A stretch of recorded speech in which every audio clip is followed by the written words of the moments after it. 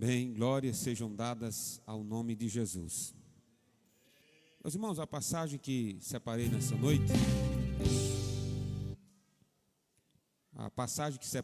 noite, para estudarmos um pouco, meditar, foi a história do nosso querido e amado Zaqueu.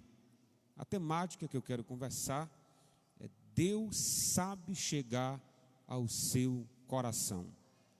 Deus sabe chegar ao seu coração. Se eu perguntasse aos irmãos que aqui se encontram, 3 anos de conversão, 5, 10, 15 ou então 30 anos que está na casa de Deus, como foi a sua conversão? Como foi o dia que você entregou a sua vida a Jesus? E sem dúvida, os testemunhos seriam dos mais variados possíveis. Até para você que nasceu na casa de Deus, nasceu em um lar cristão, houve o dia do seu batismo, onde você confessou publicamente que Jesus é o seu Senhor e o seu Salvador. Então Deus, Ele sabe chegar ao nosso coração, Ele convence, Ele converte as pessoas de várias maneiras. Lembremos de Filipe, lá no livro do Evangelho segundo João. Jesus ia passando em determinado lugar, olhou para Filipe e disse: me segue.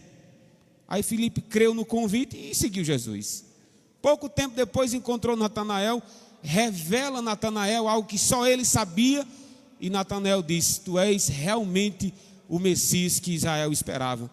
Natanael creu depois dessa experiência. Mateus estava sentado na alfândega. Jesus passa, olha para Mateus e diz: me segue. Mateus se levantou e passou a seguir Jesus. Pedro e o seu irmão estavam às margens do lago da Galiléia. Jesus disse: deixa essas redes e eu farei de vocês pescadores de homens.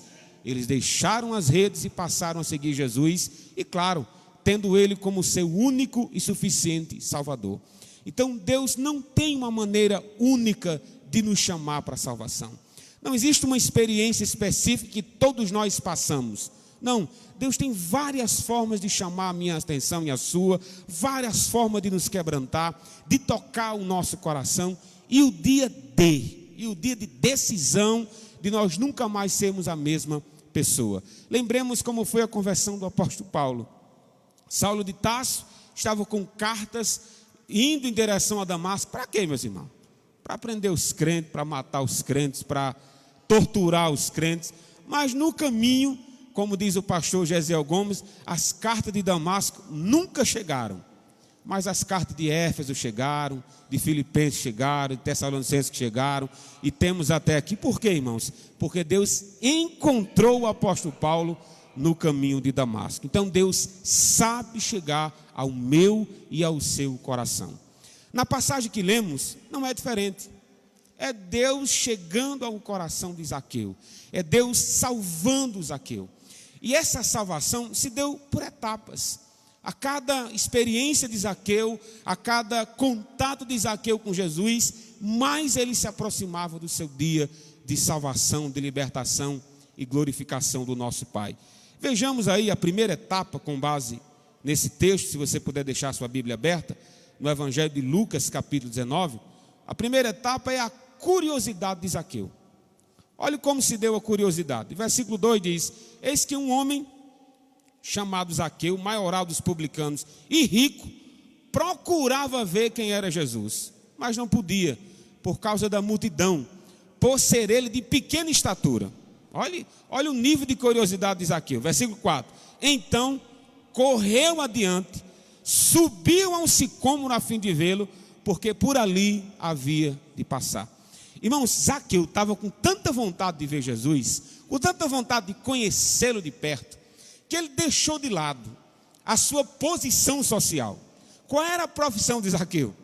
Zaqueu era chefe dos publicanos.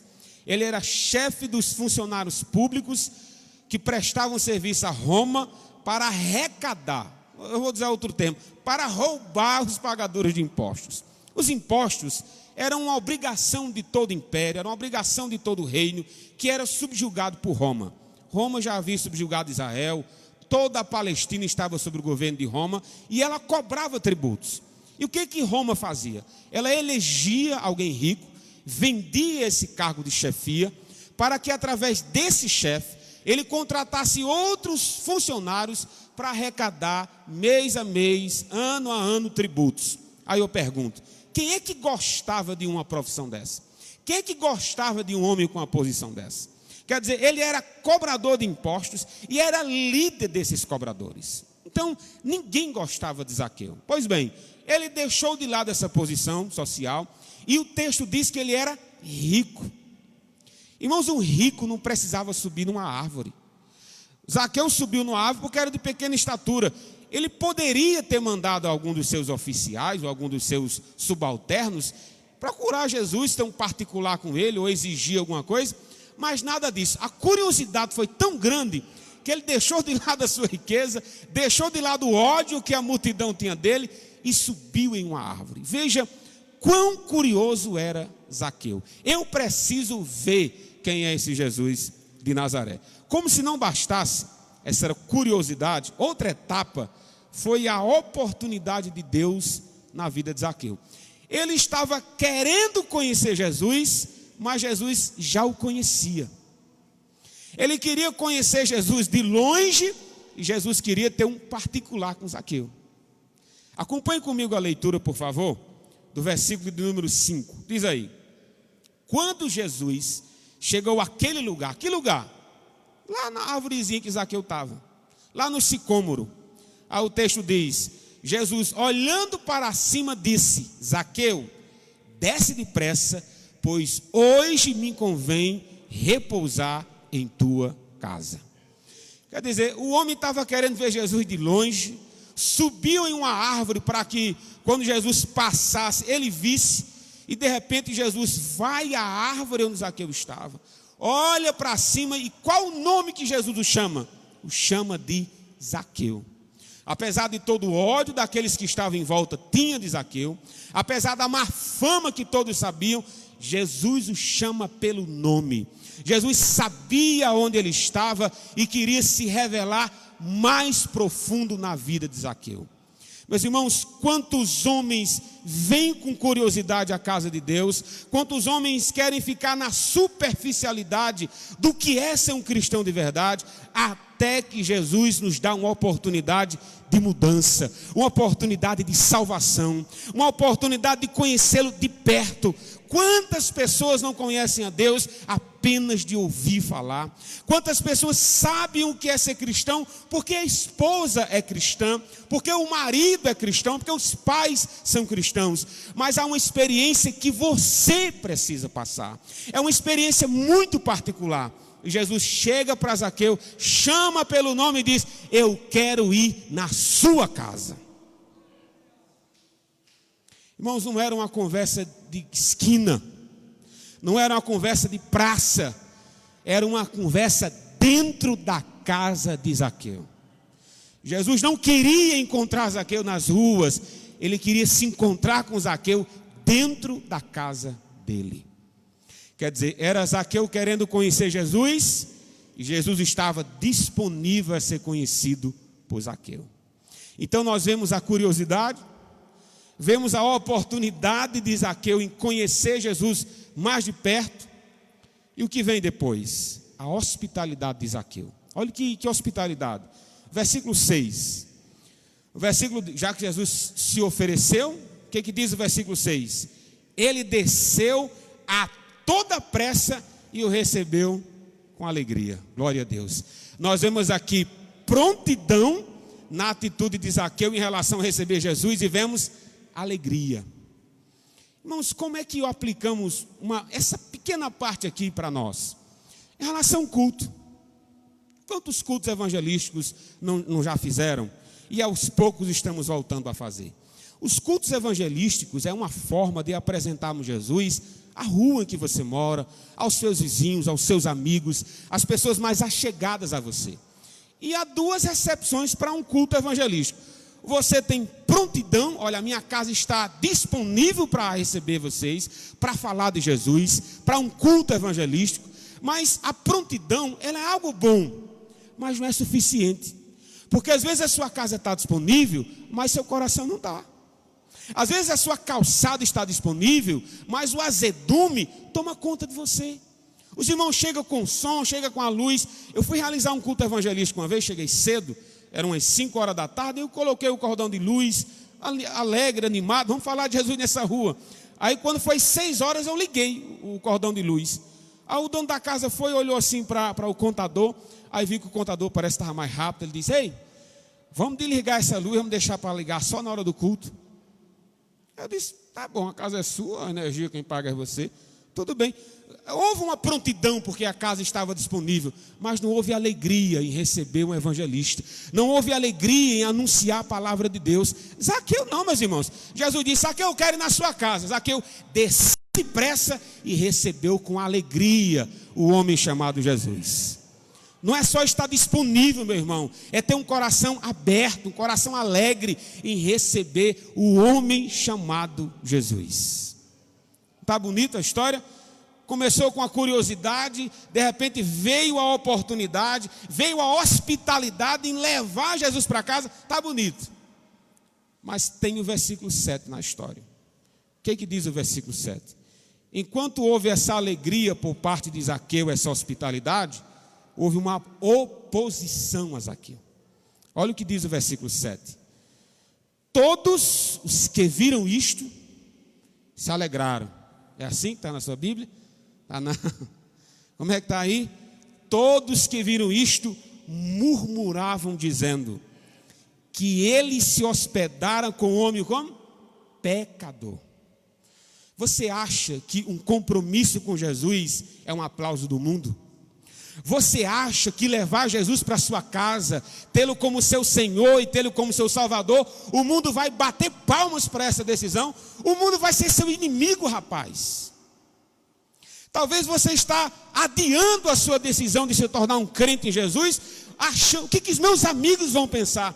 Eu vou dizer o que seus amigos vão pensar. Eles vão odiar essa decisão. É isso que os seus amigos vão pensar. Será que a minha esposa vai me apoiar? Ela vai perder um parceiro de farra se você entregar a sua vida a Jesus. Claro que ela não vai ficar feliz. Observe, irmãos, que uma decisão é maravilhosa. É ter Jesus como seu Senhor, mas nem sempre você vai ser aplaudido. Talvez a sua esposa que é crente, no dia que você decidir, ela vai chorar de alegria. Mas se ela odiar Jesus e a moralidade cristã, ela vai odiar você também. Irmão, a história está bonita da conversão de Zaqueu, mas tem o versículo 7. Ficaram com raiva de Jesus, ficaram com raiva de Zaqueu. Como é que pode Jesus se hospedar num homem desse? Por que o mundo agiu dessa forma? Nós estamos vendo um homem que roubava, de má reputação, tendo a oportunidade de mudança, e o mundo está com raiva. Existem 3 máximas no mundo em relação à nossa decisão. Primeiro, o mundo olhava para Zaqueu e dizia: esse aí não tem jeito. É perca de tempo um homem da moralidade de Jesus acolonhado com um homem desse. Você acha que mudou essa ideia? Irmãos, até hoje alguns podem ser salvos e outros não. Alguns podem se beneficiar do sangue de Jesus e outros não. Não, para esse aqui tem jeito, agora para aquele lá não tem jeito não. Que conversa é essa, irmãos? Há poder no sangue de Jesus. Não há um homem que ele não possa salvar, não há mulher que ele não possa quebrantar o coração e mudar de dentro para fora. Nada para o poder do Evangelho. O mundo não tem essa perspectiva, nunca teve e nunca terá. Segunda máxima que o mundo tem em relação à nossa decisão a Cristo: Zaqueu era um pecador que manchava a reputação de Jesus. É como se o mundo estivesse dizendo assim: ó, Jesus, você é tão bom que nessa casa aí não combina com o senhor não. Que conversa é essa? Quer dizer que Zaqueu nem podia ser salvo, nem um salvador podia se aproximar dele? É como se o mundo visse Zaqueu na sarjeta, se ele ficasse lá, melhor seria. Irmãos, que conversa é essa? De olhar para alguém que está longe de Deus e ficar feliz por ele continuar longe de Deus. Mas essa é a visão do mundo em relação a nós. Essa é a visão do mundo. Sim, você tem uma vida devassa, agora é crente, né? É verdade, eu tinha. Mas agora eu sou lavado e remido pelo sangue de Jesus. Agora eu sou um homem de Deus, eu sou uma mulher de Deus, quer você goste ou não. A última máxima em relação ao que o mundo acha das nossas decisões, em relação a Cristo, é que para o mundo Jesus só pode salvar eles e nunca nós.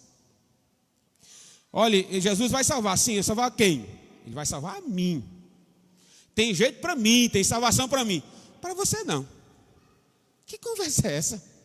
Que exclusividade é essa? Enquanto Jesus estava à disposição da multidão, todo mundo estava feliz e alegre. Ah, agora Jesus é do povo, Jesus é nosso. Aí na hora que ele quer ter um particular com Zaqueu, todo mundo fica contra. Meus irmãos, Jesus está ao alcance de todos, está ao alcance da multidão, está ao alcance só você e ele na sua casa, está ao alcance você na beira do caminho. Ele tem tempo para todos nós, aleluia. Quer esteja 1 milhão de pessoas orando, quer esteja uma só, ele nos ouve. Ele está sentado no alto e sublime trono e contempla todas as vidas de uma só vez. Pastor, como é que você explica isso? Não dá para explicar, querido, dá para acreditar. Dá para acreditar. Depois disso, meus irmãos, dessa hostilidade, aí tem o versículo 8. Apesar dessa oposição, Zaqueu se converte. Olha o que diz o versículo 8. Entretanto, entrementes quer dizer isso, é o contraponto. Entretanto, Zaqueu se levantou e fez o quê? Zaqueu se levantou e disse ao Senhor: Senhor, eu resolvo dar aos pobres a metade dos meus bens, e se alguma coisa eu tenho defraudado, irmão, a palavra está bonita, defraudar, mas é roubar, viu? Se eu tenho roubado alguém, eu restituo 4 vezes mais. Houve ou não houve salvação nessa casa? Glória a Deus, houve.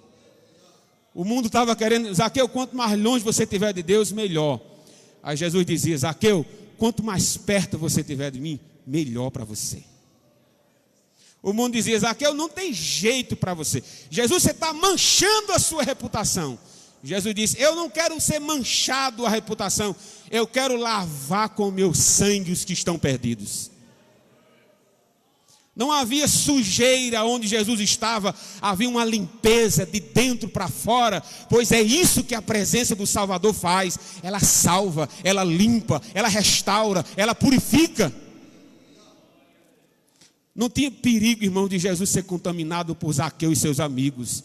O perigo havia, e realmente houve, do Salvador salvar, da luz brilhar, do poder da luz dispersar e aniquilar, colocar para longe as trevas. Esse é o poder da luz de Jesus dentro da casa onde só havia trevas. A gente contempla uma salvação dessa e destaca 2 coisas apenas. Primeiro, a evidência da salvação: generosidade. Irmãos, Jesus não pediu para Zaqueu vender os bens, não, foi a atitude dele, viu? Mateus 19, que é a história do jovem rico, Jesus mandou. Jesus disse: olhe, venda tudo que tens e dê aos pobres. Nesse caso Jesus fez isso, Mateus 19. Mas nesse aqui não. Zaqueu se levantou, ele era pequeno, ficou em pé, não sei se fez diferença, mas ficou em pé. E disse: ó Jesus, eu resolvo, preste atenção, irmãos, foi uma decisão dele, foi um ato de generosidade dele, foi a presença maravilhosa de Jesus causando mudança de vida, mudança de conduta. Aquele homem que só sabia o que era roubar, aquele homem que só sabia o que era tomar dos outros, agora ele está sendo generoso. Irmãos, é nesse ponto que se aplica o que Paulo diz: o que está em Cristo, nova criatura é, as coisas velhas se passaram, eis que tudo se fez novo. Só sabia roubar, agora é generoso. Só sabia mentir, agora tem a verdade. Sabia o que era fornicação, agora é um homem e uma mulher casada e de respeito. É isso que a presença de Jesus faz na casa de um pecador. Há mudanças. Pastor, e se não tiver mudança? Ele está do lado de fora. Ele está do lado de fora. Se não tiver mudança, Zaqueu disse: Senhor, eu resolvo dar a metade dos meus bens aos pobres. Um ato de generosidade. Segunda evidência, ele diz: eu restituo 4 vezes mais a quem eu tenho defraudado. A restituição é muito complicado, né? Se você um dia tem uma vida de roubo, roubou uma moto, e agora você entregou a vida a Jesus, você vai ter que dizer que roubou. Você tem que assumir as consequências das suas ações. Irmãos, isso é evidência de que realmente entregou a vida a Cristo, irmãos. Aceitar as ações do passado. Ele disse: Senhor, eu tive uma vida de roubo. E tem mais. Eu não sei qual foi o cálculo que ele fez. Eu sei, irmão, que ele roubou tanto, que ele disse assim: olha, aqui eu tenho roubado, eu vou devolver 4 vezes mais. Menino, eu não sei a riqueza que esse homem tinha. Eu sei que a presença de Jesus causou nele remorsos, arrependimento verdadeiro. Vou fazer aqui uma notazinha de rodapé. Depois que Jesus entrou na sua vida, você se tornou uma pessoa mais generosa para o reino de Deus ou mais avarenta? Você era conhecido como um crente fiel, contribuiu com os seus dízimos generosamente, com as suas ofertas generosamente. O que mudou? Por que você não está mais fazendo o que fazia? Foi Jesus que mudou? Quanto à presença maravilhosa que ele causava na sua vida? Ou foi você que mudou? O conselho que eu dou a vocês é o que Zaqueu fez. A presença de Jesus causou generosidade. Eu sei as minhas obrigações quanto à casa de Deus, e por amor ao reino de Deus, eu faço. Por último, a confirmação de Jesus nessa decisão de Zaqueu. Olha o versículo 9 e 10, é um dos versículos mais bonitos da Bíblia, né? Diz aí: então disse Jesus: hoje houve salvação nessa casa, pois que também esse é filho de Abraão, porque o Filho do Homem veio buscar e salvar o que se havia perdido. Zaqueu disse essas palavras de generosidade, de restituição, e Jesus confirma. Jesus está dizendo: Zaqueu, você não está dizendo da boca para fora, você está dizendo de verdade. Você realmente vai fazer isso, Zaqueu. Por que Jesus sabia disso? Ele responde, Jesus diz: porque eu vim buscar e salvar o que se havia perdido. Você estava perdido, Zaqueu, mas foi achado, glória a Deus. Você estava longe, agora você está perto. Hoje veio salvação a essa casa. Irmão, você sabe qual foi a última vez que Jesus passou em Jericó? Foi essa. Depois desse acontecimento, 7 dias Jesus estava pendurado em uma cruz. Foi a última semana de Jesus vivo. Jesus nunca mais passou por Jericó. Então, quando Jesus diz: hoje veio a salvação a essa casa, ele não teria outra oportunidade de ter Jesus dentro da sua casa. Observe, irmãos, que Zaqueu não sabia que Jesus ia morrer com poucos dias depois. Jesus morreu com poucos dias depois, foi sepultado, ao 3º dia ressuscitou e deu à sua igreja a seguinte obrigação: continue chamando os Zaqueus da vida, continue chamando homens ao arrependimento, continue chamando aqueles que estão longe para estar perto. Por quê, meus irmãos? Porque Jesus veio buscar e salvar o que se havia perdido. O que a gente aprende com uma passagem como essa? Algumas lições práticas para nós. Primeiro, Jesus conhece o seu nome. Não é? Jesus chega debaixo da árvore e diz: Zaqueu, desce daí. Ele sabe o seu nome, ele sabe onde você mora, ele sabe como você chegou aqui. Ele lhe conhece mais do que você mesmo. É o único que esquadrinha os corações, como disse Jeremias. Só ele sabe o que passa no meu coração e no seu. Ele lhe conhece. Não apenas isso, ele conhece e deseja estar na sua casa. Glória a Deus. Ele lhe conhece e quer estar na sua casa, salvando você. Não é uma verdade prática aqui? Por último, ele ainda salva os perdidos. Eu não sei como você veio até aqui, meu amigo. Você que está nos acompanhando de casa. Ele te chama. Ele deseja salvá-lo, transformar a sua vida. Ei, pastor, você não sabe do meu passado. Nem preciso. Eu quero garantir o seu futuro. Em Jesus temos vida eterna. Sem Jesus temos condenação eterna. Aceite a vida, rapaz. Entrega a vida a Cristo. Vem para Ele. Hoje é o dia aceitável. Se hoje ouvires a voz do Senhor teu Deus, não endureçais os vossos corações. Hoje é o dia. Que Deus te abençoe, meu querido. Tome a decisão e venha para Cristo. Amém. Aleluia, louvado seja Deus. Nesse momento, o pastor Davi com a oportunidade para trazer as pastorais e também ministrar a ceia do Senhor nessa noite. Agradeço a oportunidade de conduzir a reunião até aqui.